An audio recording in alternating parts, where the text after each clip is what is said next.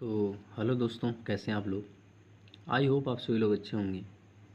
तो class 10th का science का ये चैप्टर 12 का अगला लेक्चर है। ठीक है, इस लेक्चर में हम लोग देखेंगे कि किसी विद्युत धारावाही चालक के कारण चुंबकीय क्षेत्र किस प्रकार से बनता है। ठीक है, तो चलिए एक एक पॉइंट्स को कवर करते हैं।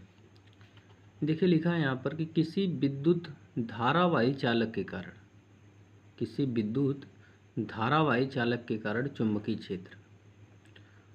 विद्युत धारावाही चालक जैसे मतलब कोई अ, धातु है, उसमें अगर हम लोग धारा प्रवाहित कर देते हैं तो वो विद्युत धारावाही हो जाता है और उसका जो चुंबकीय क्षेत्र है उसके बारे में हम लोग देखेंगे। ठीक है, चलिए यहाँ से देखते हैं। क्रियाकलाप 12.1 में हमने यह देखा कि किसी धातु के चालक में विद्युत धारा प्रवाहित करने पर उसके चारों ओर एक चुंबकीय क्षेत्र उत्पन्न हो जाता है। ये बातें आपको पता ही चल चुकी हैं। ये कई बार बताया गया कि अगर कोई धातु का टुकड़ा हो या धातु हो, उसमें जब हम लोग धारा प्रवाहित करेंगे तो उसके चारों तरफ चुंबकीय क्षेत्र उत्पन्न हो जाता है। उत्पन्न चुंबकीय क्षेत्र की दिशा को ज्ञात करने के लिए आइए हम इस क्रियाकलाप को नीचे दिए गए ढंग से, मतलब नीचे दिए गए ढंग से करते हैं। ठीक है, तो देखिएगा इस क्रियाकलाप में, क्रियाकलाप 12.4 में लिखा है, एक लंबा सीधा तांबे का तार और 1.5 वोल्ट के 2 या 3 सेल तथा एक प्लग कुंजी लीजिए और इन सबको चित्र 12.5 में दर्शाए अनुसार श्रेणी क्रम में संयोजित कीजिए। तो यहाँ पर आपको 12.5 में दर्शाया गया है यहाँ पर, तो वहाँ आपको देखना पड़ेगा। तो यहाँ पर मैं दिखाता हूँ आपको। ठीक है, एक सेकंड। तो यहाँ आप देख सकते हैं इस फिगर में कि किस प्रकार से सेल को यहाँ सेल लगाया गया है और यहाँ पर आपका सुई लगी हुई है, चुंबकीय सुई, और ये कुंजी लगा हुआ है। ये सारी चीज़ें इस तरीके से सेट की गई। ठीक है, तो हम लोग एक एक बातों को देखेंगे और समझते हुए चलेंगे। तो देखिए आपको क्या करना है। पहला कार्य है कि एक लंबा सीधा तांबे का तार लेना है जिसमें आपको 1.5 वोल्ट के 3 सेल लेने हैं और एक प्लग कुंजी लेना है आपको। ठीक है, इन सबको चित्रानुसार जैसे यहाँ पर बनाया गया था नीचे, उस तरीके से आपको बना लेना है। सीधे तार को, ठीक है, सीधे तार को दिक्सूची के ऊपर उसकी सुई के समांतर रखिए।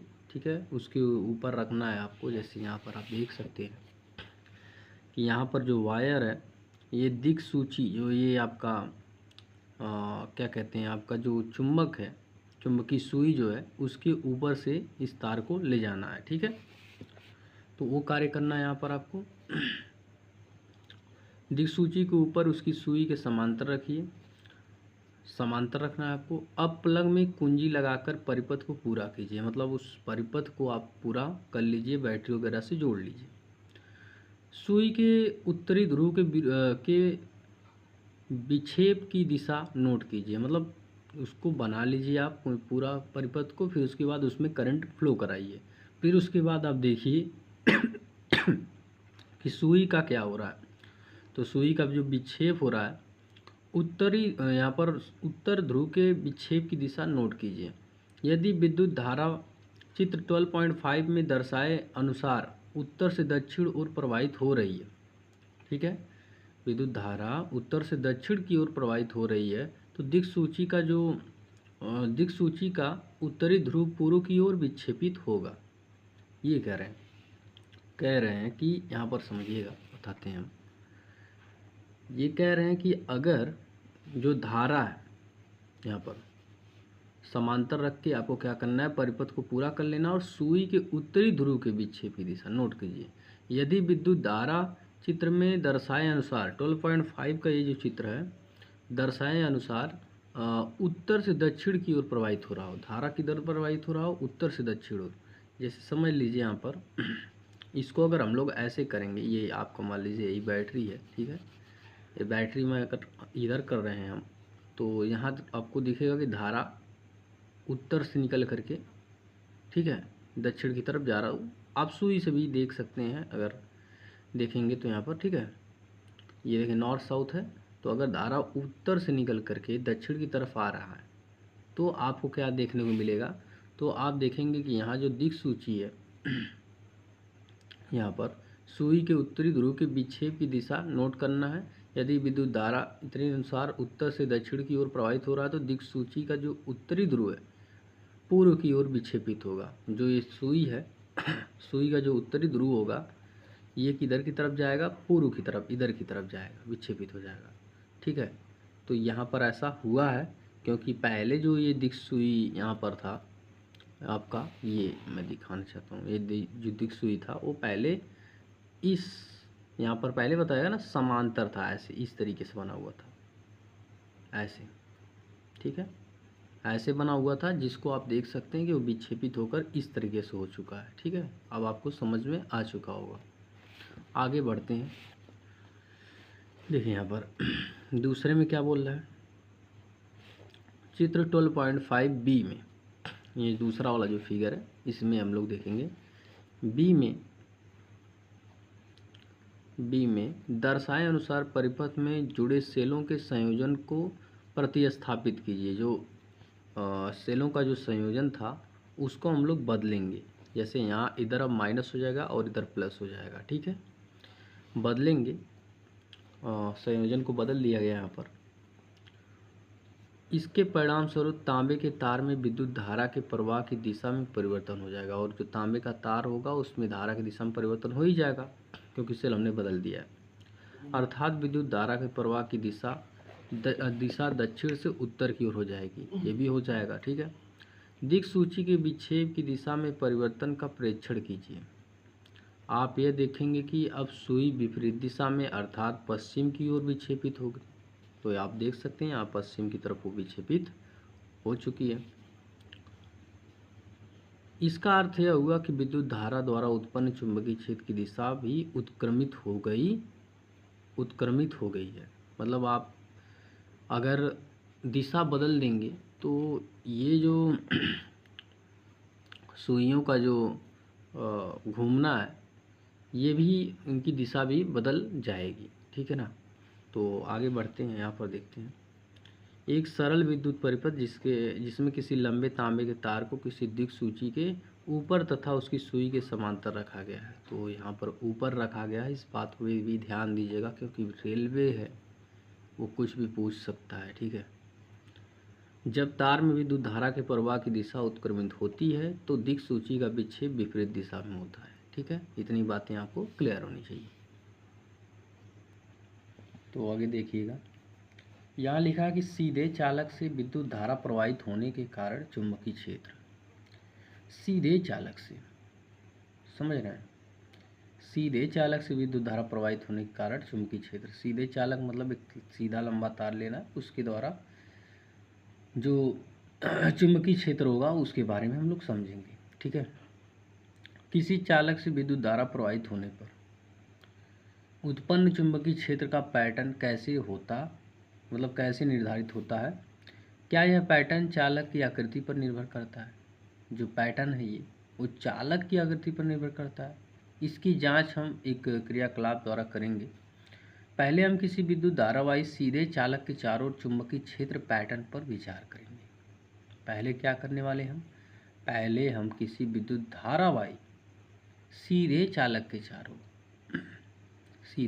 के चारों ओर चुंबकीय क्षेत्र पैटर्न पर विचार करेंगे। जो चुंबकीय क्षेत्र बनेगा उसके पैटर्न पर विचार करेंगे, ठीक है।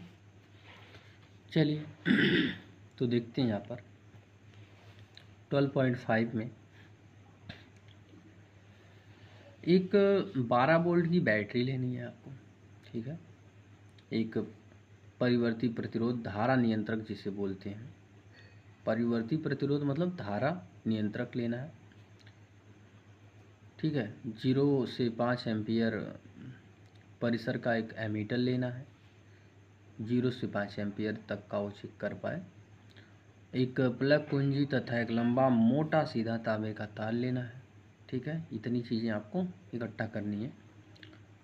एक आयताकार कार्डबोर्ड का टुकड़ा लेकर उसके बीचों बीच कार्डबोर्ड के तल के अविलंबोत इस मोटे तार को प्रविष्ट करता है, मतलब प्रविष्ट कराना है। जैसे यहाँ पर आप फिगर में देख सकते हैं ये लाल सा जो लाइन बनाई गई है, लाल लाइन, ये इसके अंदर बनाई गई है। ठीक है, डाली गई है इसके अंदर, वही तार है, कापर का तार।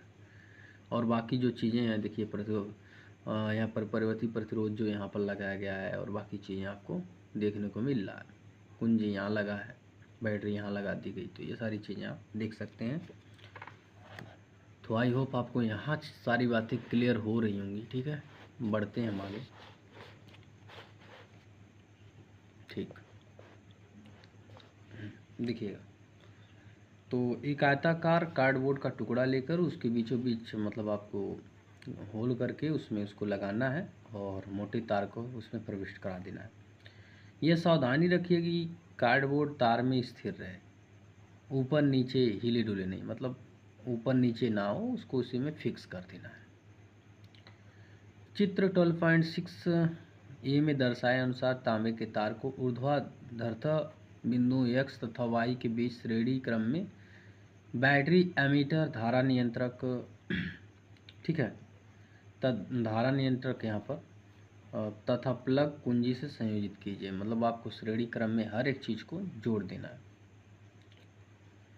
ठीक है, तार के चारों ओर कार्डबोर्ड पर कुछ लौहचूड़ एक समान रूप से छितराइए और उसके ऊपर मतलब आपको लौहचूड़ छितराना है।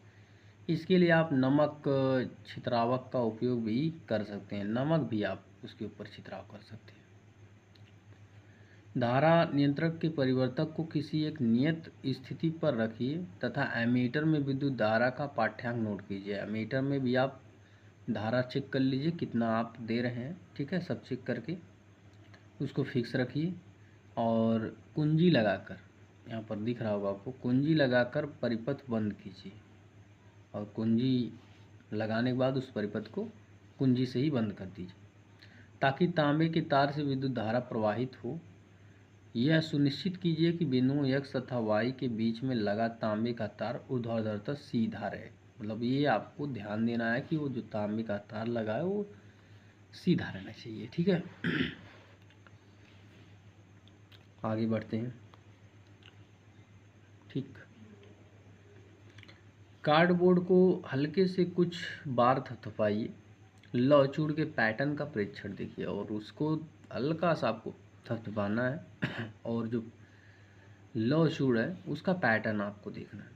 आप ये देखेंगे कि लौहचूड़ संरेखित होकर तार के चारों संकेंद्रीय वृत्तों के रूप में व्यवस्थित होकर एक वृत्ताकार पैटर्न बनाता है। तो आप देखेंगे कि उस चारों तरफ, उसके चारों तरफ ऐसे सर्कल टाइप का, ठीक है, बहुत सारा वृत्त बन जाएगा। यहाँ पर आप यहाँ भी देख सकते हैं, इसमें ऐसे बना हुआ है, दिखेगा कि आपको इस तरीके का बन रहा है। ठीक है ना, तो आगे बढ़ते हैं। यहाँ पर हो गया आपको, ठीक है, यहाँ देखते हैं ये संकेंद्रीय वृत्त एक क्या निरूपित करता है। जो वृत्त बना हुआ है ये चुंबकीय क्षेत्र रेखाओं को निरूपित करता है। जो बनी हुई हैं रेखाएं वो चुंबकीय क्षेत्र रेखाओं को निरूपित करता है। ठीक है, इस प्रकार उत्पन्न चुंबकीय क्षेत्र की दिशा कैसे ज्ञात करें, मतलब आप इसमें कैसे ज्ञात कर सकते हो कि चुंबकीय क्षेत्र की दिशा क्या है, जो चुंबकीय क्षेत्र है उसकी दिशा किस प्रकार से। वृत्त के किसी बिंदु जैसे P पर एक दिक्सूची रखिए, कोई पॉइंट पर आप एक दिक्सूची रख लीजिए। सुई की दिशा को प्रेक्षण कीजिए।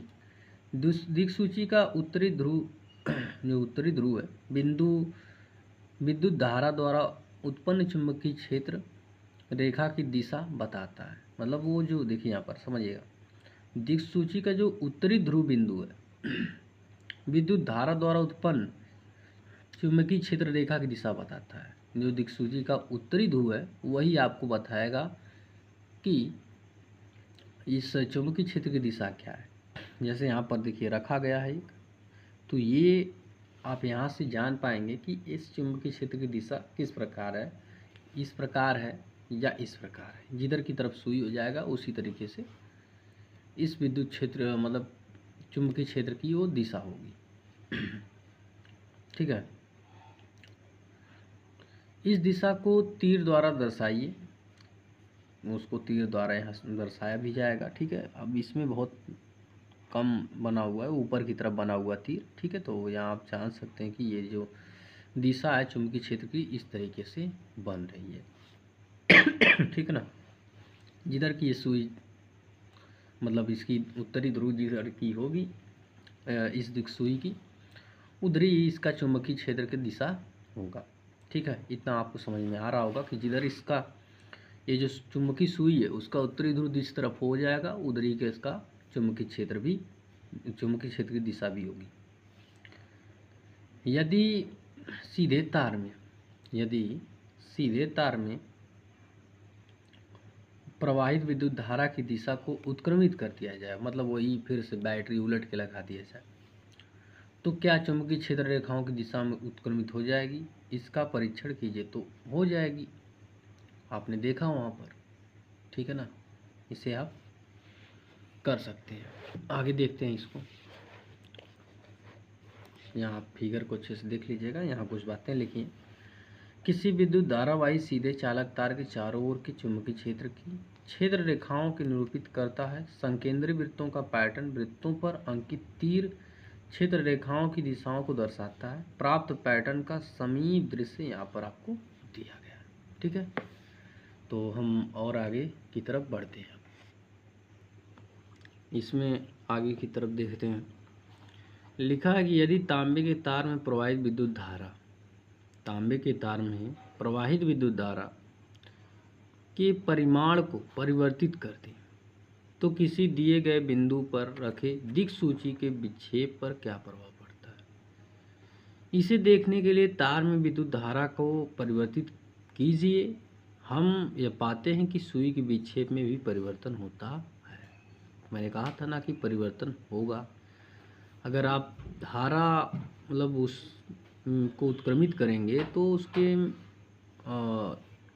मतलब चुंबकीय क्षेत्र को भी आप देखेंगे कि वो उत्क्रमित हो जाएगा, वो भी उसकी दिशा भी बदल जाएगी। वास्तव में जब विद्युत धारा के परिमाण में वृद्धि होती है तो विक्षेप में भी वृद्धि होती है। इससे निर्दिष्ट होता है कि जैसे जैसे तार में प्रवाहित विद्युत धारा के परिमाण में वृद्धि होती है तो किसी दिए गए बिंदु पर उत्पन्न चुंबकीय क्षेत्र के परिमाण में भी वृद्धि हो जाती है। यानी आप चुंबकीय क्षेत्र बढ़ाना चाहते हैं तो आप धारा को क्या करिए, बढ़ाते जाइए। ठीक है, यदि तांबे के तार में प्रवाहित विद्युत धारा तो वही रहती है, तांबे के तार में प्रवाहित विद्युत धारा तो वही रहती है, परंतु दिक्सूची तांबे के तार से दूर चला जाता है और दिक्सूची को आप बहुत दूर लेते चले गए, पास में नहीं रखें उसे। ठीक है, तब दिक्सूची के विक्षेप पर क्या प्रभाव पड़ता है, इसे देखने के लिए हम दिक्सूची को चालक तार से दूर स्थित किसी बिंदु जैसे Q पर रख देते हैं। आप क्या परिवर्तन देखते हैं, हम यह देखते हैं कि दिक्सूची का विक्षेप घट जाता है। इस प्रकार किसी चालक से प्रवाहित की गई विद्युत धारा के कारण उत्पन्न चुंबकीय क्षेत्र चालक से दूर जाने पर घटता है।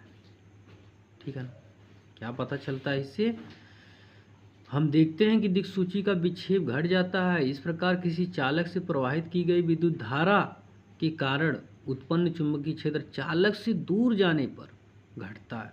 विद्युत धारा का जो चुंबकीय क्षेत्र है, जैसे जैसे आप उससे दूर जाएंगे चुंबकीय क्षेत्र घटता जाता है।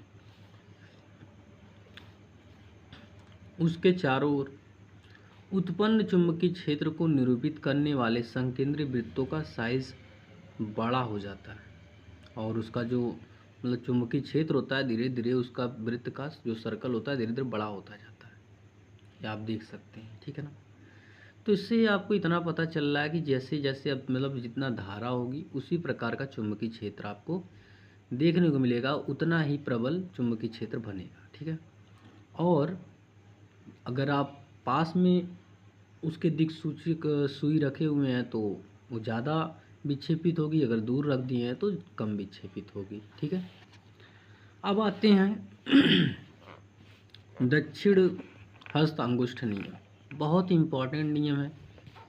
ठीक है, हजारों बार पूछा जाता है, तो चीज़ें याद रहेंगी तभी हम इसका आंसर दे पाते हैं।